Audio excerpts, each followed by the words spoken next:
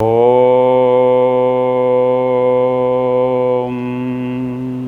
കൃഷ്ണദ്വൈപായനം വ്യാസം സർവലോകഹിതേരതം വേദാബ്ജഭാസ്കരം വന്ദേ ശമാദി നിലയം മുനിം. ശ്രീഗുരുഭ്യോ നമഃ. ഹരേ ശരണമയ്യപ്പ. എല്ലാ പ്രിയ ആത്മബന്ധുക്കൾക്കും സ്നേഹം നിറഞ്ഞ സ്നേഹാശംസകൾ.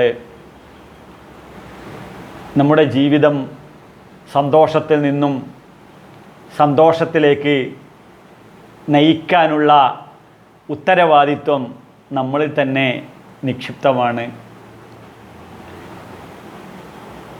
തെങ്ങിൻ്റെ മുകളിൽ തേങ്ങ ഉണങ്ങിയാൽ താഴത്തോട്ട് തേങ്ങ വീഴുകയല്ല ചെയ്യുന്നത്, മറിച്ച് സെൻറ്റർ ഓഫ് ഗ്രാവിറ്റി, ഭൂഗുരുത്വ ആകർഷണ ബലം തെങ്ങിനെ വലിച്ചു വീഴ്ത്തുന്നതാണ്. നമ്മളൊക്കെ ഭൂമിയിലേക്ക്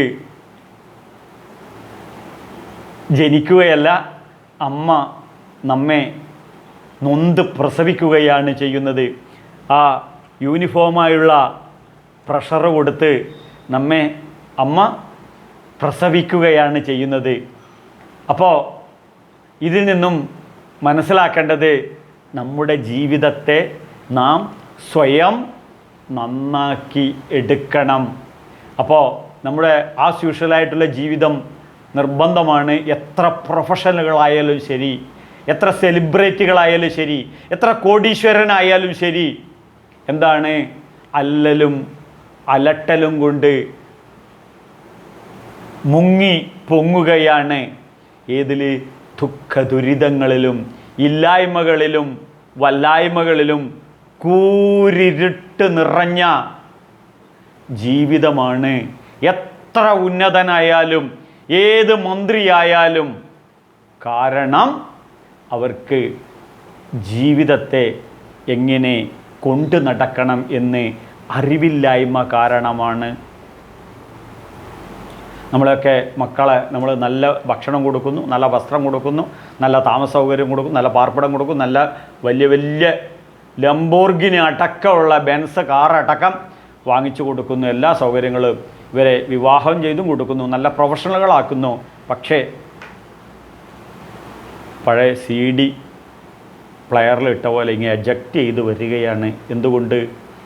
എങ്ങനെ ജീവിതം കൊണ്ടു നടക്കണം എന്നിവർക്കറിയില്ല. ഇവരുടെ ജീവിതത്തിൽ ഒരു ടോളറൻസ് ഇല്ല, ഒരു ടോളറൻസ് ഇല്ല. എന്തുകൊണ്ട്? ഇവരുടെ ഹൃദയം ഗൃഹാന്ധകൂപം, കുടുംബം അന്ധകാരമാകുന്ന പൊട്ട കിണറാണ്. അതാണ് അതിന് കാരണം. അപ്പോൾ എന്ത് വേണം? ഇവരുടെ എല്ലാവരുടെയും ജീവിതം ഒരു പ്രകാശപൂരിതമാകണം. അപ്പോൾ നമ്മുടെ ജീവിതം പ്രകാശപൂരിതമാകണമെങ്കിൽ മറ്റൊന്നുമല്ല, അടുക്കും ചിട്ടയുമുള്ള ഒരു ജീവിതത്തിന് ഉടമകളായിരിക്കണം. അടുക്കും ചിട്ടയുമുള്ള ജീവിതമാണ് ആരോഗ്യ രഹസ്യമെന്ന് അൾട്രാ മോഡേൺ സയൻസ് പോലും പറയുന്ന ഒരു കാലഘട്ടമാണ്. അപ്പോൾ നമ്മുടെ അച്ഛനും അമ്മയും നമ്മളെ പഠിപ്പിച്ചില്ല എന്ന് പറഞ്ഞ് നമ്മളെ മക്കളെ പഠിപ്പിക്കാതിരിക്കരുത്. അവർ നമ്മളെ പഠിപ്പിച്ചിട്ടുണ്ടെങ്കിൽ നമ്മൾ മറ്റുള്ളവരെ പഠിപ്പിക്കും, വരും തലമുറയെ പഠിപ്പിക്കും എന്നുള്ളതിൻ്റെ തെളിവാണ് ഇപ്പോൾ ഞാൻ നിങ്ങളോട് സംസാരിക്കുന്നത്. നിങ്ങൾക്കെല്ലാവർക്കും അറിയാം, എൻ്റെ അച്ഛനെ മുൻ ശബരിമല മേശാന്തിയും കൃഷ്ണ യജുർവേദ പണ്ഡിതനും ഭാഗവതോത്തമനുമായ അദ്ദേഹം ശ്രീമദ് ഭാഗവതം എന്ന ധർമ്മശാസ്ത്രം ഈ പ്രപഞ്ചത്തിൽ, ഈ ഭാരതത്തിൽ, പ്രത്യേകിച്ച് വിശിഷ്യ കേരളത്തിൽ എല്ലാ സ്ഥലങ്ങളിലും സപ്താഹമായി നടത്തി ഒരു സംസ്കാരം എൻ്റെ ചെറുപ്പം മുതലുള്ള വളരെ കുഞ്ഞായിരിക്കുമ്പോൾ തന്നെ എൻ്റെ ബുദ്ധി ഉറക്കുന്നതോടുകൂടി ഉറച്ചതാണ് ഈ വൈദിക സംസ്കൃതി, ഈ വേദാധിഷ്ഠിത സംസ്കൃതി. അതുപോലെ തന്നെ എൻ്റെ അമ്മ വെളുപ്പിന് 4 മണിക്ക് തുടങ്ങുന്നതാണ് നാമജപം. ഈ നാമജപമാണ് നാമഹാരം. നാമഹാരം എന്നുള്ളതാണ് ചുരുങ്ങി ചുരുങ്ങി ലോപിച്ച് തേവാരമായി മാറിയത്. എൻ്റെ ഇല്ലത്ത് അന്നും ഇന്നും നൂറ്റാണ്ടുകൾക്ക് മുന്നേ തുടങ്ങിയതാണ് ഈ തേവാരം. അപ്പോൾ സൂര്യൻ ഉദിക്കുമ്പോഴേക്കും അമ്മ തേവാരത്തിന് ഒരുക്കാൻ വേണ്ടി പൂക്കൾ പറിക്കുകയും ബാക്കി പൂജാപാത്രങ്ങൾ കഴുകി വെക്കുകയും ഇതൊക്കെ ചെയ്യുന്ന കണ്ട ഒരു സംസ്കൃതിയിൽ എന്ത് നാമജപ സംസ്കൃതി. വേദാനാം സാമവേദോസ്മി ദേവാനാമസ്മി വാസവ ഇന്ദ്രിയാണാം മനശ്ച. അവിടെ പറയുന്നു യജ്ഞാനാം ജപയജ്ഞോസ്മി, യജ്ഞങ്ങളിൽ ഞാൻ ജപയജ്ഞമാകുന്നു. അപ്പോൾ ഈ നാമജപശക്തി അത് ഞാൻ കണ്ട് അനുഭവിച്ച് വളർന്നതുകൊണ്ടാണ് ഞാനും ഈ നാമജപശക്തിയെ ഫോളോ ചെയ്യുന്നത്. ഈ നാമജപശക്തിയാണ് മനോബലം. ഈ മനോബലമാണ് നമ്മുടെ മനസ്സിൻ്റെ ശക്തി.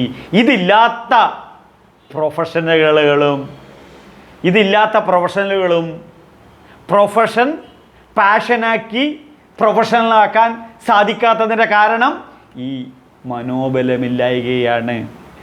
എത്ര സമ്പന്നനായാലും എത്ര സെലിബ്രിറ്റികളായാലും തകർന്നടിഞ്ഞ് ആത്മഹത്യ പോലും ചെയ്യുന്നതിൻ്റെ കാരണം മനോബലമില്ലാത്തതാണ്. അപ്പോൾ അതുകൊണ്ട് മനോബലമുള്ള മനഃശക്തിയുള്ള ഒരു തലമുറയെ വാർത്തെടുക്കണമെങ്കിൽ നമ്മൾ ഈ ധർമ്മശാസ്ത്രം പഠിക്കണം, അവരെ പഠിപ്പിക്കണം.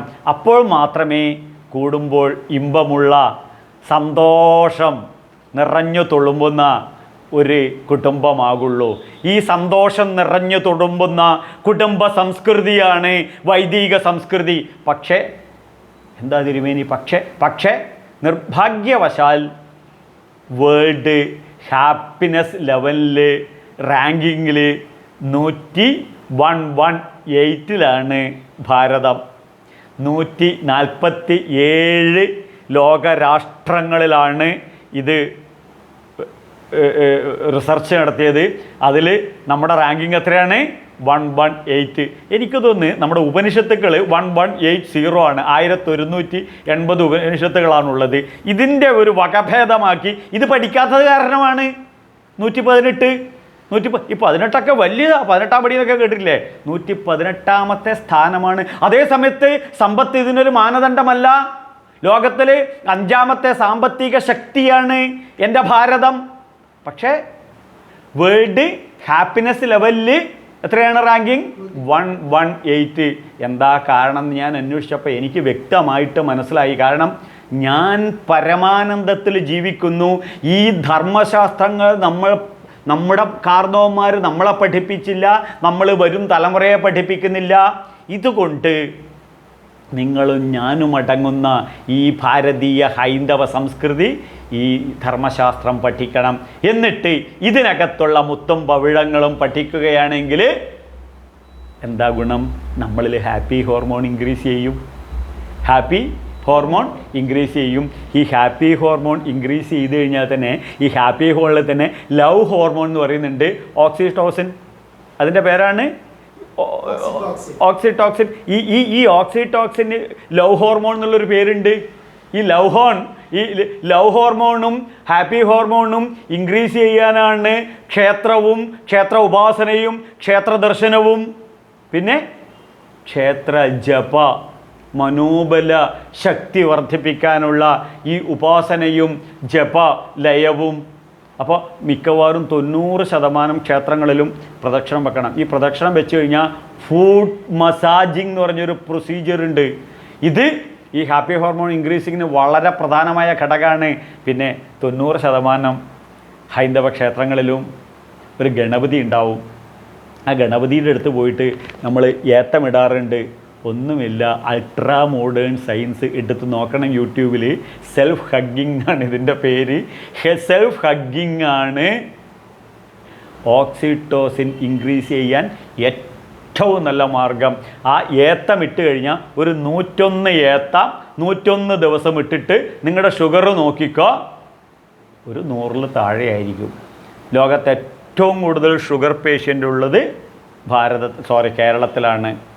ഷുഗർ വന്നു കഴിഞ്ഞാൽ പാൻക്രിയാസ് പോയി. പാൻക്രിയാസും ഷുഗറും വന്നു കഴിഞ്ഞാൽ പിന്നെ സെക്സ് പോലും ഉണ്ടാവില്ല. മൊത്തം ഡിസോർഡറായി കേരളം മുഴുവൻ ഹോസ്പിറ്റൽ കൊണ്ട് മുങ്ങിക്കുളിക്കുകയാണ്. എനിക്ക് എറണാകുളത്ത് ബിസിനസ് ഉണ്ട്. അപ്പോൾ ഫ്ലാറ്റുകാരും ഇവരൊക്കെ ആയിട്ട് വളരെ ബന്ധമുണ്ട്. അവരുടെ പ്രധാന പരസ്യം തന്നെ near Lakeshore hospital, near Aster Medicity, near Renaissance, near Rajagiri. അപ്പോൾ എന്താണ്, നിങ്ങൾ പേഷ്യൻ്റ് ആണെന്നാണ് ആദ്യമേ ഇവരോട് പോയി പറയുന്നത്, കസ്റ്റമറോട്. നിങ്ങൾ ഇനി രോഗം വർദ്ധിപ്പിച്ചാൽ മതി, ഞങ്ങളൊരു ഫ്ലാറ്റ് അടുത്തിട്ട് തരാം. പിന്നെ ICU യൂണിറ്റിൽ കയറി അവിടുന്ന് പുഴുത്ത് നരകിച്ച് ചത്തോ എന്ന്, അങ്ങനെ ചാവാതിരിക്കാൻ, അങ്ങനെ പുഴുത്ത് നരകിക്കാതിരിക്കാൻ, അങ്ങനെ ഹോർമോൺ വർദ്ധിക്കാതിരിക്കാൻ വളരെ സിമ്പിളാണ്, വിത്തൗട്ട് എക്സ്പെൻസ്. നിങ്ങൾക്ക് എല്ലാവർക്കും അറിയാം. മുൻ ശബരിമല മേശാന്തിയുടെ മകനാണ്, ഫൈനാൻഷ്യലായിട്ട് പൊട്ടൻഷ്യലാണ്. പക്ഷേ എക്സ്പെൻസിനോട് ഞാൻ എപ്പോഴും എന്താണ്, എഗെയിൻസ്റ്റാണ്. ഒരു എക്സ്പെൻസും ഇല്ലാതെ നമുക്കൊരു ഗണപതിക്ക് ഏത്ത വിട്ട് കഴിഞ്ഞാൽ ഷുഗർ പരീക്ഷിച്ച് നോക്കിക്കോ, ധൈര്യമുള്ള ആൾക്കാർ. ഏതായാലും ശരി, ഇത്രയേ ഉള്ളൂ സെൽഫ് ഹഗ്ഗിങ് എന്ന് പറഞ്ഞു കഴിഞ്ഞാൽ. ആത്മനോ ബന്ധോ. ഭഗവാൻ പൂർണ്ണാവതാരപ്പെടുത്ത ഭഗവത്ഗീതയിൽ റിട്ടൺ ആയിട്ട് എഴുതി വെച്ചിരിക്കുകയാണ്, നിന്റെ ബന്ധു നീ തന്നെയാണ്. ഇതാണ് സെൽഫ് ഹഗ്ഗിങ്. നിന്നെ പ്രേമിക്കേണ്ടത് നീ തന്നെയാണ്, നിന്നെ അംഗീകരിക്കേണ്ടത് നീ തന്നെയാണ്, നിന്നെ പ്രൊമോട്ട് ചെയ്യേണ്ടത് നീ തന്നെയാണ്. നീ കുഴിയിൽ വീണിട്ടുണ്ടെങ്കിൽ നീ തന്നെ എഴുന്നേൽക്കണം. ഈവൻ VIP ഹോസ്പിറ്റലിൽ കിടക്കുമ്പോൾ രോഗി മരുന്നിനോട് പ്രതികരിക്കാൻ തുടങ്ങി. മരുന്ന് ഞാൻ തന്നെ കഴിക്കണം, ആ മരുന്ന് ഞാൻ തന്നെ അബ്സോർബ് ചെയ്യണം. ആത്മനോ ബന്ധു, നിൻ്റെ ബന്ധു നീയാണ്. ഇതാണ് സെൽഫ് ഹഗ്ഗിങ്. സംശയമുള്ള ആൾക്കാർക്ക് പരീക്ഷിച്ച് നോക്കുമ്പോൾ. അപ്പോൾ ആത്മാവിനെ പ്രകാശപൂരിതമാക്കണം, ആത്മാവിനെ പ്രകാശപൂരിതമാക്കണം. ആത്മാവിനെ പ്രകാശപൂരിതമാക്കി കഴിഞ്ഞാൽ ആത്മാവിൻ്റെ പ്രകാശം കൊണ്ടാണ് നമുക്ക് വിശ്വദർശനത്തെ സാധിക്കുക. എല്ലാ ദർശനങ്ങളും ഈ ആത്മദർശനത്തിലൂടെയാണ്. കിം ജ്യോതി സ്തവമാനുഭാനഹനിമേ എന്ന ഒരു ഏകശ്ലോകി ഉണ്ട്, ശ്രീശങ്കര ഭഗവത്പാദർ പറയാം. അതിൽ അവസാനിപ്പിക്കുന്ന ഇങ്ങനെയാണ്, ജ്യോതിർജ്യോതി അഹം ജ്യോതി ആത്മജ്യോതി ശിവോസ്മ്യഹം. ജ്യോതിരികളുടെ ജ്യോതികളായി എല്ലാ ജ്യോതികളെയും കാണിക്കുന്ന ജ്യോതി അതെന്താണ്? ആത്മജ്യോതി. അതാണ് ആര്? ഞാൻ. മനസ്സിലായില്ല തിരുമേനി? മനസ്സിലായില്ല. കറണ്ട് പോയി കഴിഞ്ഞാൽ വീട്ടിൽ എല്ലാ കാര്യങ്ങളും എവിടെ വേണമെങ്കിൽ പോയിട്ട് എന്ത് വേണമെങ്കിൽ പോലെ ഇപ്പം വേണമെന്നുണ്ടെങ്കിൽ മനസ്സുകൊണ്ട് ഒന്ന് ശബരിമല പോയിട്ട് വരാലോ, വരാം. ഗുരുവായൂർ പോയിട്ട് വരാലോ, പോയിട്ട് വരാം. പെട്ടെന്ന് മനസ്സുകൊണ്ട് ഒന്ന് ഭർത്താവിന് ഈ പേന കൊടുത്തിട്ട് വരാലോ, കൊടുത്തിട്ട് വരാം.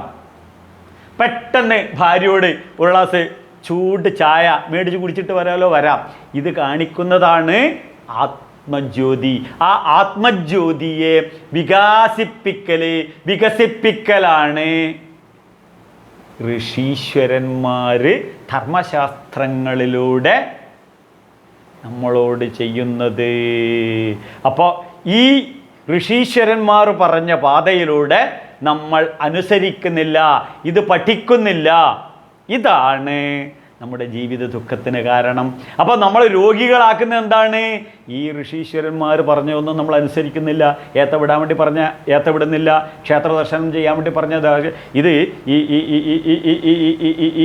ഈ മുസ്ലിങ്ങൾക്ക് 5 നേരം പള്ളിയിൽ പോയിട്ട് ബാക്കിയുള്ള സമയത്ത് ടെററിസം നടത്തുന്ന കണക്കനെ മറ്റവർ കുരിശ് കൃഷി നടത്തിയത് ഞായറാഴ്ച പള്ളിയിൽ പോകുന്ന കണക്കനെ വെള്ളിയാഴ്ച ദേവിയുടെ അമ്പലത്തിൽ, തിങ്കളാഴ്ച ശിവൻ്റെ അമ്പലത്തിൽ, ശനിയാഴ്ച അയ്യപ്പൻ്റെ അമ്പലത്തിൽ, വ്യാഴാഴ്ച വിഷ്ണുവിൻ്റെ അമ്പലത്തിൽ. എടോ അങ്ങനെയൊന്നും നോക്കണ്ട.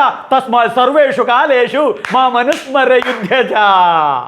ഭഗവാൻ ഭഗവത്ഗീതയിൽ അസന്നിഗ്ധമായി പറഞ്ഞു, ഇങ്ങനെയൊന്നും നോക്കണ്ട. എപ്പോഴും എല്ലാ ദിവസവും 360 ദിവസവും അടുത്തുള്ള ക്ഷേത്രത്തിൽ ദർശനം നടത്തി നോക്കിയേ. അവിടെ ചെന്നിട്ട് പോകുമ്പോൾ ഒരു 100 രൂപയുടെ ഒറ്റ നോട്ട് ദിവസേന കൊണ്ടുപോയിട്ട് ആ തിരുമേനിക്ക് ഒരു 100 രൂപ ദക്ഷിണയും കൊടുത്ത് ഒരു 50 രൂപയുടെ ഒരു ചീട്ടും മുറിച്ച് ഒരു സോഷ്യൽ കമ്മിറ്റ്മെൻറ്റ് നടത്തിയിട്ട് അവിടുന്ന് അനുഗ്രഹം, ദേവീദേവന്മാരുടെ അനുഗ്രഹവും ശബ്ദസ്പർശ രസരൂപാദി ഗന്ധാദികളിലൂടെ ഈശ്വരനെ അനുഭവിച്ച് ആ സന്തോഷം നമ്മൾ കൊണ്ടുവരുമ്പോഴേ എന്തായിരിക്കും നമ്മുടെ മനസ്സ്?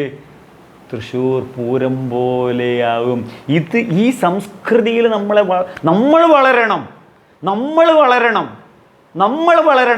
എങ്കിൽ മാത്രമേ നമ്മളെ മക്കളെ വരും തലമുറയെ ഇത് പഠിപ്പിക്കാൻ പറ്റുള്ളൂ.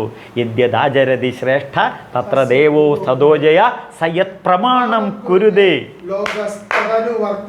ഇതാണ് ലോകം അനുവർത്തിക്കുന്നത്.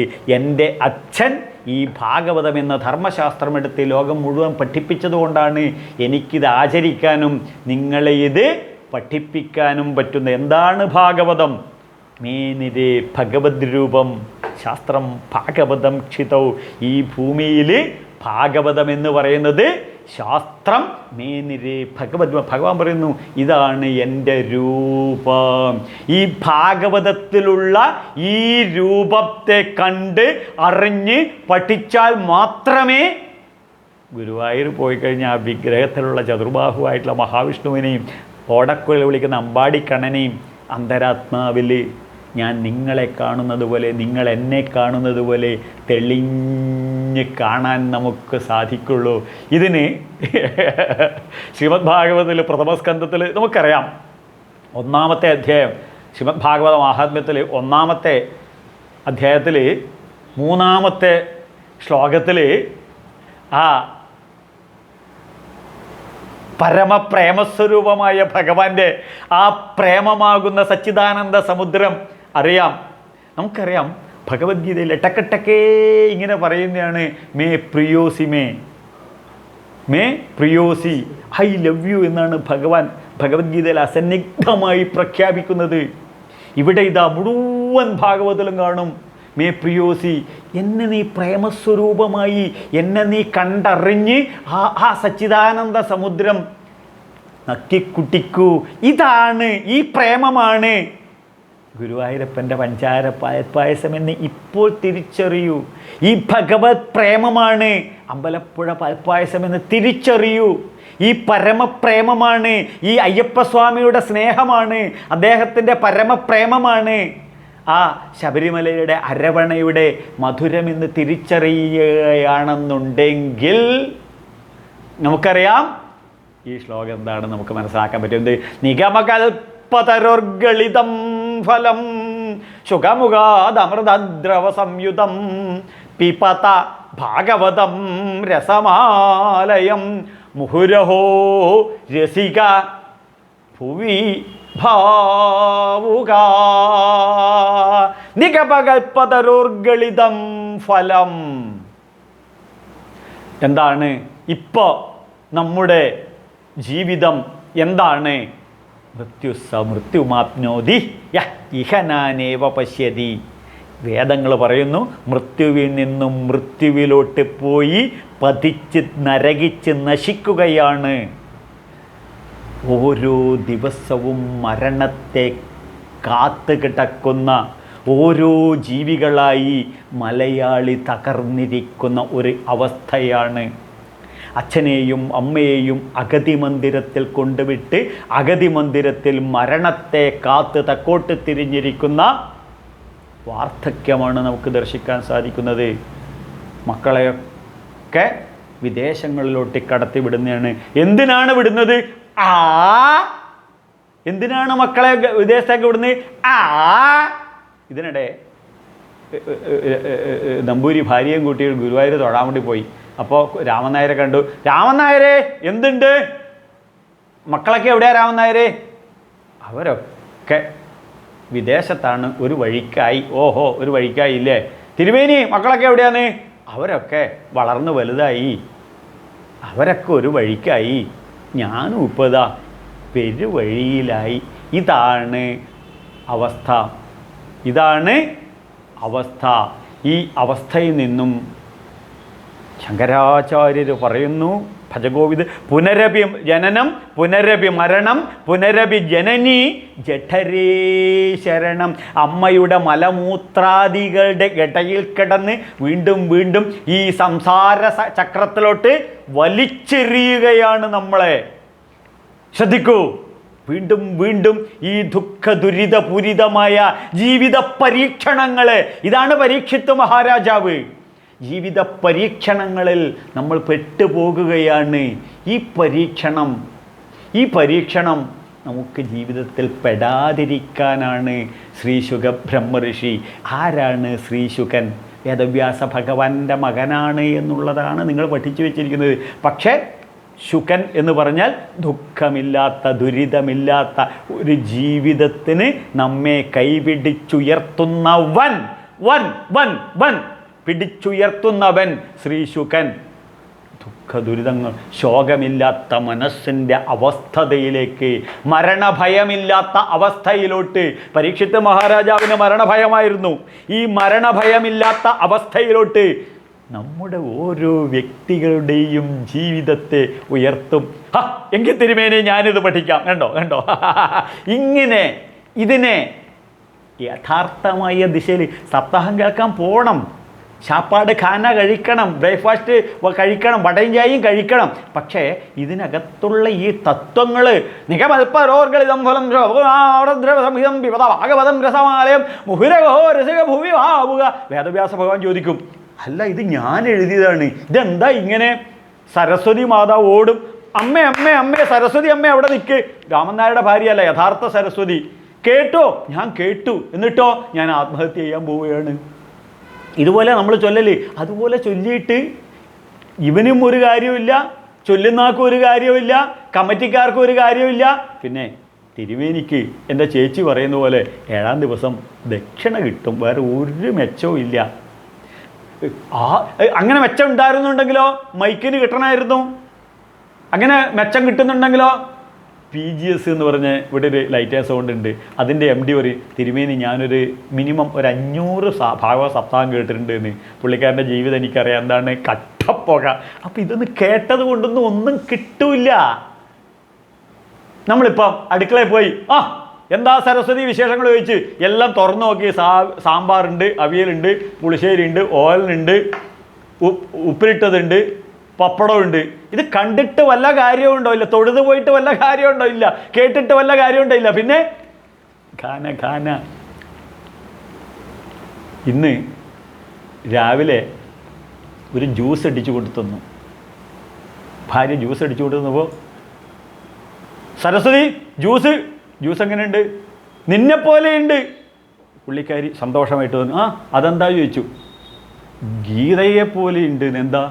ഇതിൻ്റെ രുചി അനുഭവിച്ച് അതിൻ്റെ മാധുര്യം നിത്യജീവിതത്തിൽ എങ്ങനെയാണോ സ്വന്തം ഭാര്യയെ നാം വൈഫാക്കി മാറ്റുന്നത്. വൈഫ് എന്ന് പറഞ്ഞതിൻ്റെ അർത്ഥം ഞാൻ പറഞ്ഞു, വണ്ടർഫുൾ ഇൻസ്ട്രുമെൻ്റ് ഫോർ എൻജോയ്മെൻ്റ് ആണ്. ഇതാണ് ഭഗവത്ഗീത എന്ന ധർമ്മശാസ്ത്രം. ഇതൊരു ജ്യൂസാണ്, ഇതൊരു ഗ്രേപ്പ് ജ്യൂസാണ്. എന്താണ് ഇതിൻ്റെ മാധുര്യം? നമ്മൾ ഉപയോഗിക്കണം. വൈഫിനെ നമ്മൾ ഉപയോഗിക്കണം, ഹസ്ബൻഡിനെ നമ്മൾ ഉപയോഗിക്കണം, സദ്യ നമ്മൾ ഉപയോഗിക്കണം. ഇതുപോലെ ഭാഗവതം പിപത ഭാഗവതം രസമാലയം. സർവരസങ്ങളുടെയും ആലയമാണ് ശ്രീമദ് ഭാഗവതം എന്ന് വ്യാസഭഗവാൻ എഴുതി വച്ചിരിക്കുന്നത്. ആർക്ക് വേണ്ടിയിട്ട്? ഗൃഹസ്ഥാശ്രമിയായ ഞാനും നിങ്ങളും ഭാര്യാരസം അനുഭവിക്കുന്നത് പോലെ ഇതനുഭവിക്കണം. ഭർത്തൃരസം അനുഭവിക്കുന്നത് പോലെ. ഇത് ഞാൻ തമാശ പറയല്ല. ഇതിന് മുന്നത്തെ വീഡിയോകൾ കണ്ടു കഴിഞ്ഞാൽ കൃത്യമായിട്ട് ഈ ഉദാഹരണം എൻ്റെ ഉദാഹരണമല്ല, വേദവ്യാസ ഭഗവാൻ തന്നെ ഉദാഹരണം പറഞ്ഞിരിക്കുകയാണ്. അപ്പം ശ്രദ്ധിക്കണം. ഈ പിപത ഭാഗവതം രസമാലയം മുഹുരഹോ രസിക ഭുവി ഭാവുക. നിഗമം കേട്ടിട്ടുണ്ടാവും. നിഗമാദികൾ അണുതട വെട്ടാതെ ജീവിതത്തിൽ ആചരിക്കുന്ന ആ യോഗീശ്വരൻ, ഋഷീശ്വരൻ എന്നൊക്കെ പറയില്ലേ. നിഗമായതി എന്നുള്ളതാണ് ഇതിൻ്റെ അർത്ഥം. ബോധയതി എന്നുള്ളതാണ്, ബോധിപ്പിക്കുന്നത് എന്നുള്ളതാണ്.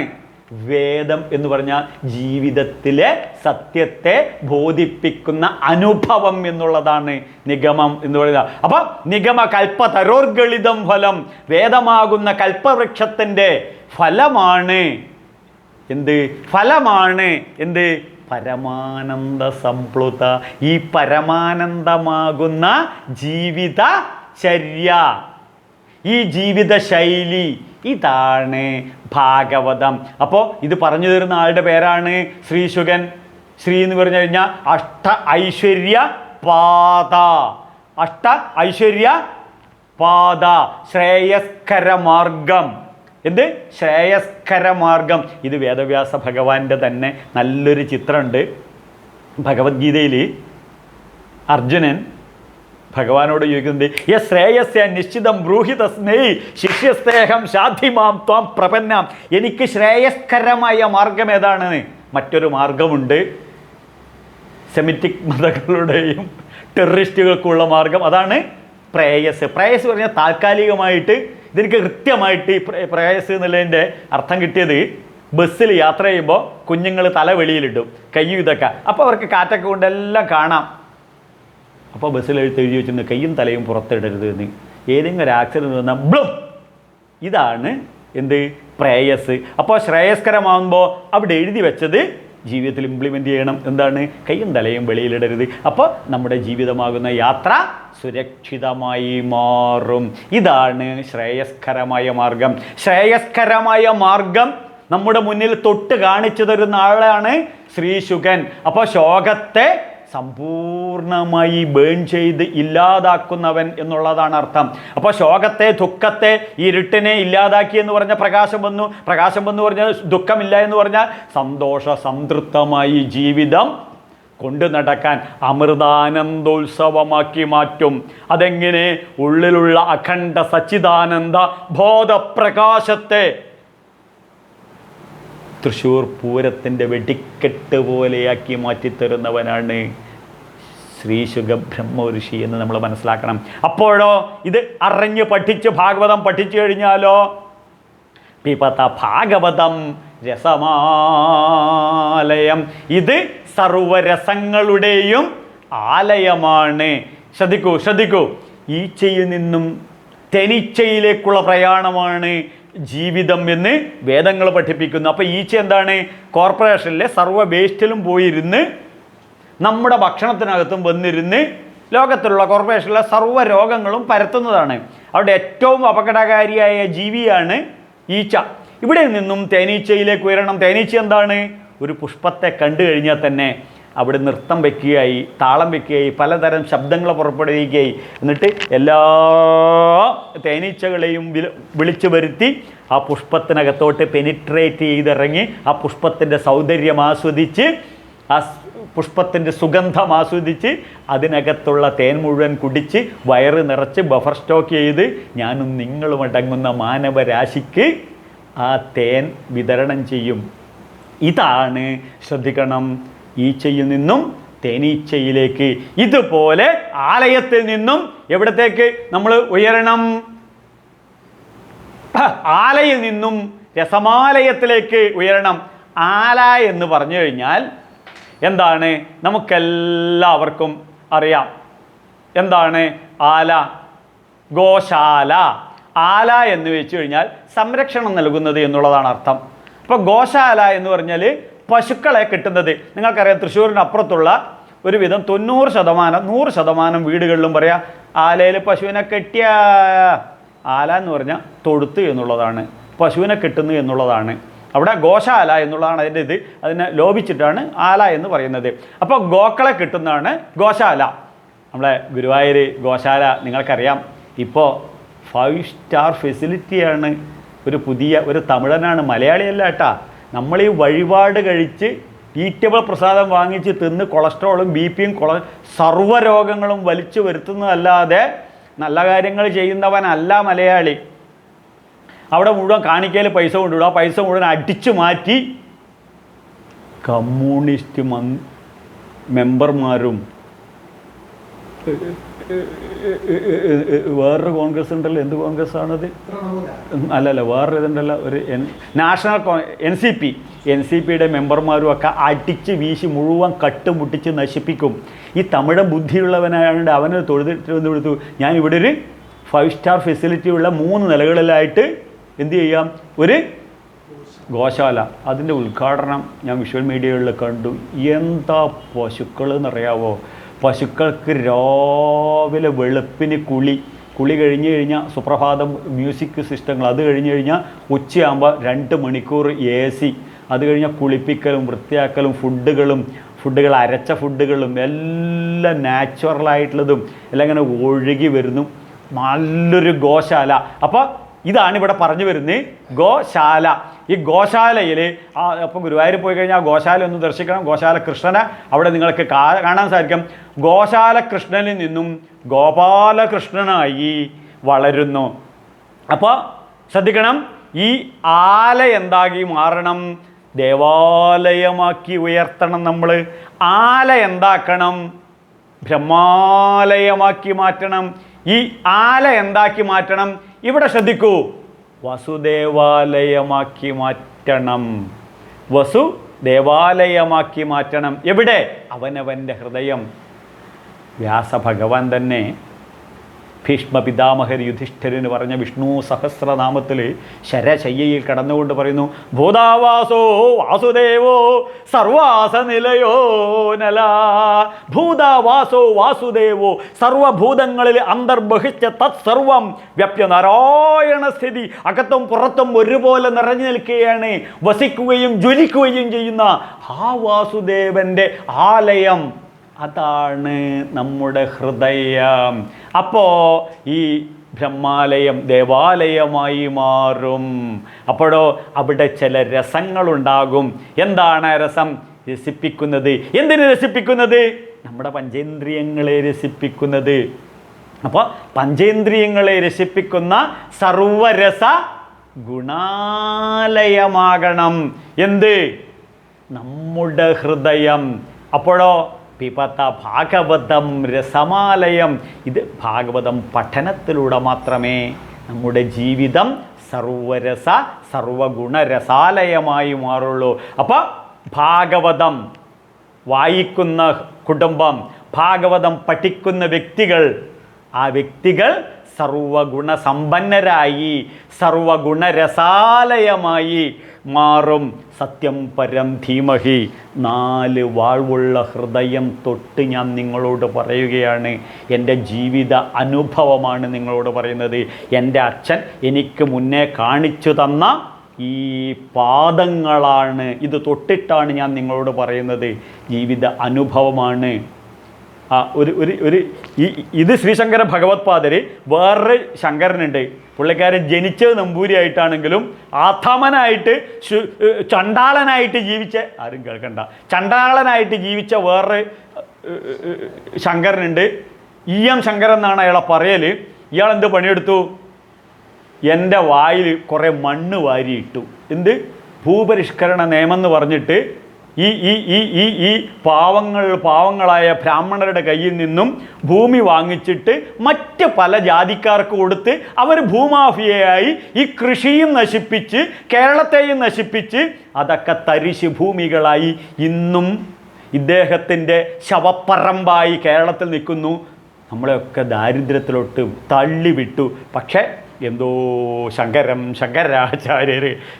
തന്നെ ശങ്കരാചാര്യരായി അവതരിച്ചതുകൊണ്ട് ഈ ശങ്കരൻ്റെ പാത പിന്തുടർന്നുകൊണ്ട് ജീവിതം ആനന്ദപൂരിതമായി സർവഗുണ സമ്പൽ സമൃദ്ധമായി.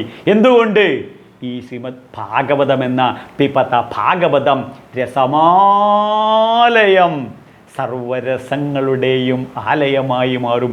അപ്പോഴോ ഇത് പഠിച്ചാലോ, മുഹുരഹോ രസിക. അഹോ അഹോ. എന്താണ് അഹോ? അൺലിമിറ്റഡ് ജാതി മത വർണ്ണ വർഗ ലിംഗ വ്യത്യാസങ്ങളിലൂടെ കാലദേശാവധിഭ്യം, കാലത്തിനും ദേശങ്ങൾക്കും ജാതി നീതി കുല ഗോത്ര ദൂരകം രൂപനാമ ഗുണദോഷവർദ്ധിതം കാലദേശ വിഷയാദിവർത്തിയാം ബ്രഹ്മതത്വമസീഭം. ഏത്? 2000 വർഷങ്ങൾക്ക് മുമ്പിൽ ശങ്കരാചാര്യർ എഴുതി വെച്ചതാണ് ഞാനീ പറഞ്ഞത്. അപ്പോൾ ഇതൊക്കെല്ലാം അപ്പുറത്തുള്ള എല്ലാവരും മുഹുരഹോ, എല്ലാവരും രസികന്മാരായി മാറണം. കാണുന്നതും കേൾക്കുന്നതും പറയുന്നതും എല്ലാം നമ്മുടെ പഞ്ചേന്ദ്രിയങ്ങളെ രസിപ്പിക്കുന്നതാണെന്നുണ്ടെങ്കിൽ നമ്മുടെ ജീവിതം രസികന്മാരായി മാറണം. ഭാഗവതത്തിൻ്റെ വിഷനും മിഷനും 18,000 ശ്ലോകങ്ങൾ ഒരൊറ്റ വാക്കിലേയും പറയുന്നു. എന്ത്? പിപത ഭാഗവതം രസമാലയം മുഹുരഹോ രസിക. എല്ലാവരും രസികന്മാരാവട്ടെ. ഭുവിക ഭാവുക, ഭാവുകങ്ങൾ ആശംസകൾ നേരുന്നു. കൃഷ്ണൻ്റെ ആശംസകളാണ്. എന്ത്? എല്ലാവരും രസികന്മാരായി. ആള് കൃഷ്ണൻ ആളൊരു രസികനാ. നമ്മളൊക്കെ പറയല്ലേ, എന്താണ്? രസം അനുഭവിക്കുകയും രസം പ്രചരിപ്പിക്കുകയും എല്ലാവർക്കും പറയുകയും ചെയ്യുമ്പോഴോ അവരാണ് രസികന്മാരാണ്. അപ്പോൾ വാച വദാമി മധുമദ്ഭുയാസം മധുസദൃശം. വേദങ്ങൾ പറയുന്നു നമ്മൾ തേൻകുടങ്ങളായി മാറണം. വേദങ്ങളിൽ തേൻകുടമായി മാറണം എന്നുള്ളത് വളരെ സിമ്പിളായിട്ട് പച്ച മലയാളത്തിലെ വേദവ്യാസ ഭഗവാൻ പറയുന്നു, എല്ലാവരും രസികന്മാരായി മാറണം. അപ്പോഴോ നമ്മുടെ ജീവിതം നിഗമകൽപ്പഗളിതം ഫലം സുഖമുഖാത അമൃദ്ര പിപത ഭാഗവതം രസമാലയം. രസമാലയമാകണം എന്നുണ്ടെങ്കിൽ ഭദ്രം, വേദങ്ങൾ പറയുന്നു, ഭദ്രം കർണേഭി പശ്യം ദ ശൃണുയാമദേവ ഭദ്രം പശ്യമക്ഷഭിര്യജത്ര സ്ഥിരൈരംഗേ സ്തുഷ്ട്വാംശ വ്യശേമ ദേവഹിതം. ദേവന്മാർ റിട്ടണായി എഴുതിയ ആയുസ് തീരുന്നത് വരെ ജീവിതം രസമാലയമാകണം, രസികന്മാരായി മാറണം. ഇത്രയേ വേണ്ടൂ. നമ്മൾ അസോസിയേറ്റ് ചെയ്യുന്ന നമ്മളെ കുടുംബാംഗങ്ങളോട് എല്ലാവരോടും ഒരു കെയറിങ്ങും ഒരു ഷെയറിങ്ങും ഒരു പ്രതിജ്ഞ എടുത്താൽ മാത്രം മതി. എന്ത്? ഭാര്യ പറയുന്നതൊക്കെ ഞാൻ യെസ് പറയും, ഭർത്താവ് പറയുന്നതൊക്കെ ഞാൻ യെസ് പറയും, അച്ഛൻ പറയുന്നതൊക്കെ ഞാൻ യെസ് പറയും. ഞാൻ 4 ഹൃദയവും തൊട്ടിട്ട് പറയണം, ഞാൻ കുറ്റം പറയില്ല, ഭാര്യയുടെ കുറ്റം പറയില്ല, ഭാര്യയുടെ കുറവ് പറയില്ല. അപ്പോൾ ഭാര്യ നെഞ്ചു തൊട്ടിട്ട് ഒരു പ്രതിജ്ഞ എടുക്കണം, ഭാര്യയെ എൻ്റെ ഭർത്താവിൻ്റെ കുറ്റം ഞാൻ കാണില്ല, കേൾക്കില്ല, പറയില്ല, പ്രവർത്തിക്കില്ല എന്ന്. അവിടെ കൂടുമ്പോൾ ഇമ്പമുള്ള മനസാ വാച കർമ്മണം മമ ഹൃദയേ ഹൃദയം ദേ അസ്തു മമ ചിത്തേ ചിത്തമസ്തേ അസ്തു എന്ന് വേദങ്ങൾ പറയുന്ന ജീവിതമാണ് ഈ ഭഗവത്ഗീതയ്ക്ക് പറയാനുള്ളത്. അപ്പോൾ ഗുരുവായൂരപ്പൻ ഈ വീടിൻ്റെ ഐശ്വര്യമെന്ന് എഴുതി വെച്ചിട്ടൊന്നും കാര്യമില്ല. രാമായണം ഒരൊറ്റ ശ്ലോകത്ത് പറഞ്ഞാൽ താൻ നിരന്തരം ചെയ്യുന്ന കർമ്മങ്ങൾ താൻ അനുഭവിച്ചിടുകന്നേ വരൂ. അവനവൻ ചെയ്യുന്ന കർമ്മങ്ങൾ ശ്രേഷ്ഠമാവണം. അതിന് ഭഗവത്ഗീതയിൽ പറയും, കഥയന്തശ്ചമാം നിത്യം തുഷ്യന്തീച്ച രമന്തിച്ച.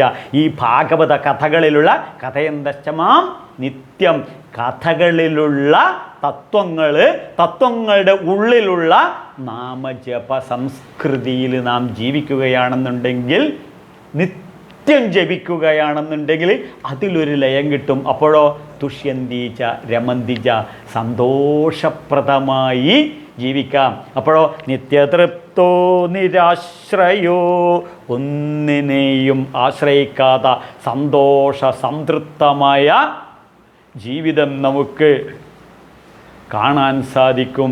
അപ്പോൾ നമ്മുടെ അമ്മയിൽ നമുക്കൊരു കുറ്റം കാണാൻ സാധിക്കില്ല. അപ്പോൾ നമ്മുടെ അച്ഛനിൽ നമുക്കൊരു കുറ്റം കാണാൻ സാധിക്കില്ല. അപ്പോൾ നമ്മുടെ ഭാര്യയിൽ ഒരു കുറ്റവും കുറവും നമുക്ക് കാണാൻ സാധിക്കില്ല. അപ്പോൾ ഭാര്യ വിളമ്പുന്ന ഭക്ഷണങ്ങളൊക്കെ അമൃതായി ഭുജിക്കാൻ സാധിക്കും. അപ്പോൾ നമ്മുടെ ഭർത്താവിനിൽ നമുക്ക് ഒരു കുറ്റവും ഒരു കുറവും ഒരു നെഗറ്റീവും നമുക്ക് കാണാൻ സാധിക്കില്ല. ശ്രദ്ധിക്കൂ, വേദവിഹിതമാണ് ഇവിടെ ഭാഗവതം പറയുന്നത്. അപ്പോൾ ഭർത്തൃധർമ്മമനുഷ്ഠിക്കണം, ഭാര്യാധർമ്മമനുഷ്ഠിക്കണം, പുത്രധർമ്മമനുഷ്ഠിക്കണം, പിതൃധർമ്മമനുഷ്ഠിക്കണം, മാതൃധർമ്മമനുഷ്ഠിക്കണം. അപ്പോൾ ധർമാൻ ലോകഗുരോ ഹരി. ശ്രീമദ് ഭാഗവതത്തിന് പറയാനുള്ളത് എന്താണെന്ന് ചോദിച്ചു കഴിഞ്ഞാൽ, ധർമാൻ ലോകഗുരോ ഹരി. ധർമ്മമനുഷ്ഠിക്കുന്നതിൽ ലോകഗുരുവാണ്, വിശ്വഗുരുവാണ് ഗുരുവായൂരപ്പൻ എന്ന് തിരിച്ചറിഞ്ഞ് ഉപാസന ചെയ്യുന്ന വ്യക്തികളുടെ ജീവിതം മുഹുരോ രസിക. എല്ലാവരും രസികന്മാരായി ജീവിക്കണം. അതിന് ഗുരുവായൂരപ്പൻ്റെ ഈ ഭാഗവതം പഠിക്കണം, നമ്മളെ മക്കളെ പഠിപ്പിക്കണം, വരും തലമുറയെ പഠിപ്പിക്കണം. ജീവിതത്തിൻ്റെ വാർദ്ധക്യ കാലഘട്ടത്തിൽ നമുക്കിതൊരു വാക്കിംഗ് സ്റ്റിക്കായി കൊണ്ടു നടക്കാം. നമ്മളെ മക്കളെ ഇത് നമ്മൾ പഠിപ്പിക്കണം. എന്തിനാണെന്ന് ചോദിച്ചു കഴിഞ്ഞാൽ നമ്മളെ ജീവിതത്തിൻ്റെ സായങ്കാലത്ത് അഗതി മന്ദിരത്തിൽ കൊണ്ട് തള്ളിവിടാതിരിക്കാൻ.